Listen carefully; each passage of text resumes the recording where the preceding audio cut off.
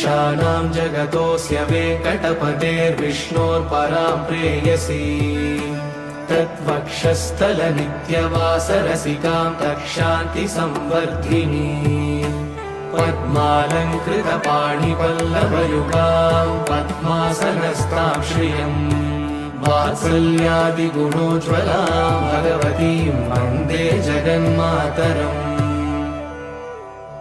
श्रीमन्कृपाजलनिधे श्रितसर्वलोकः सर्वज्ञशक्तनतवत्सल सर्वशेषिन् स्वामिन् सुशीलसुलभाश्रितपारिजात श्रीवेङ्कटेश शरणौ शरणं प्रपद्ये श्रीमन्कृपाजलनिधे श्रितसर्वलोकः सर्वज्ञशक्तनतवत्सल सर्वशेषिन् स्वामिन् सुशीलसुलभाश्रितपारिजात श्रीवेङ्कटेश शरणौ शरणं प्रपद्ये।